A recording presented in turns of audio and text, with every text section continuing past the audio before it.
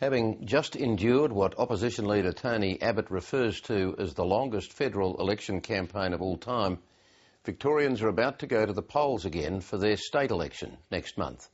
Buoyed by the Greens' victory in Melbourne of their first seat in the House of Representatives at a general election, the Greens are now pulling out all stops to try to win seats in the Victorian lower house.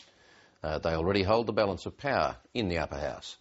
2 Labor ministers are at risk, and the Greens regard their campaign as a test case for other state elections in New South Wales next March and then Queensland. Political editor Heather Hewitt reports.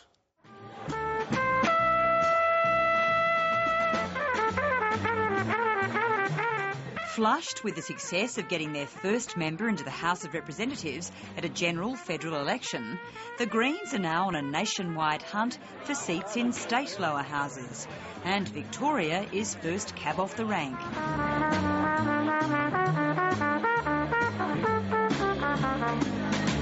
The Greens' best-known figures gathered in the heart of Melbourne this week to kick off the campaign to wrest seats from Labor at the state election next month. We are on the move. We are in this to give people who've been disenfranchised for decades power in the parliaments. Right here in the federal seat of Melbourne, can you please welcome to the stage Adam Bandt, the federal member for Melbourne. It's got to start somewhere, and it's going to start at this election in places like Melbourne. We've shown already what we can do with grassroots democracy by making history and getting Adam elected just 7 weeks ago. Now we need a voice, and voices in the state lower house. Should we send that guy to state parliament?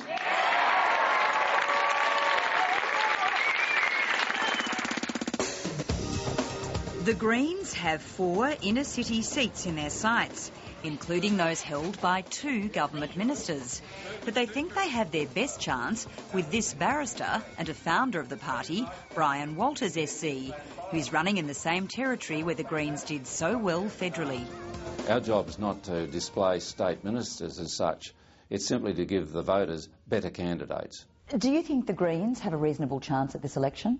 Well, in the inner city, there's no doubt Labor's vote has collapsed. In fact, Labor's votes collapsed in many parts of Victoria. So the Greens are obviously in looking for votes, but we're looking for votes as well. Do you feel that you are at grave risk now of losing your seat to the Greens? Well, obviously what happened in the federal election was, for many people, a signpost for the future, but the Victorian Greens are a very different group of people.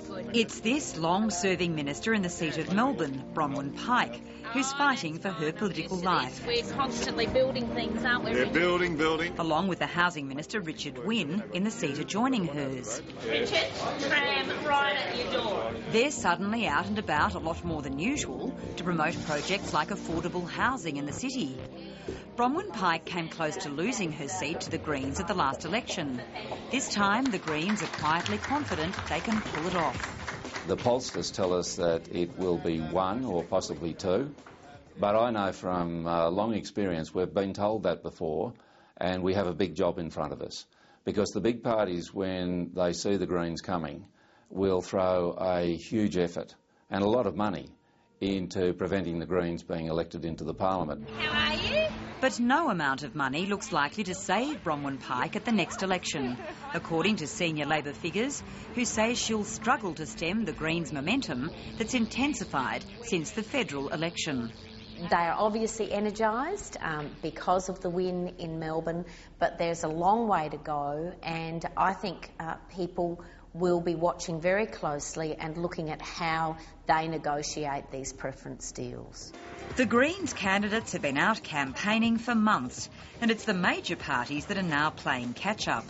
Central to any chance of survival for the 2 ministers at risk is whether the Liberals give their first preferences to the Greens. And State Opposition Leader Ted Baillieu faces a battle in coalition ranks about that. There'll always be different views about these things, but certainly the Labor Party are banging the drum. John Brumby's banging the drum, urging other parties not to give their preferences to the Greens. This is a dilemma for Ted Baillieu. A number of senior Liberals have told me they feel very uncomfortable with the thought that Liberal votes will get a Green up in Melbourne. The Victorian election is seen very much as a test case by the Greens and the major parties as to whether there's a growing groundswell of support for the Greens at the state level. Greens getting into the House of Government here in Victoria is going to inspire voters in the other mainland states.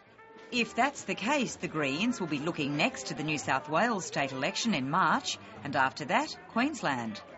Whether the Greens pick up seats here in the Victorian lower house or not, internal ALP polling at this stage shows Labor pulling off a decisive victory overall. That's, of course, what matters most to party leaders and power brokers, who also see this as providing moral authority to shift the party's national power base from the New South Wales right to Victoria. That move has been on ever since the federal election campaign, steered by New South Wales Labor, and widely regarded in ALP ranks as a disaster. I think what we've seen over the last 11 years is very strong leadership from Victoria in the major policy debates that have really shaped the future of our country. Do you think the New South Wales right then has perhaps had its day when it comes to a power base in running federal election campaigns? Well, you would have to question, I guess, the effectiveness of some of the strategies that they've been overseeing, given the nature and state of New South Wales politics at this point in time. Victoria is just starting to focus on the state election to be held on the last Saturday of November.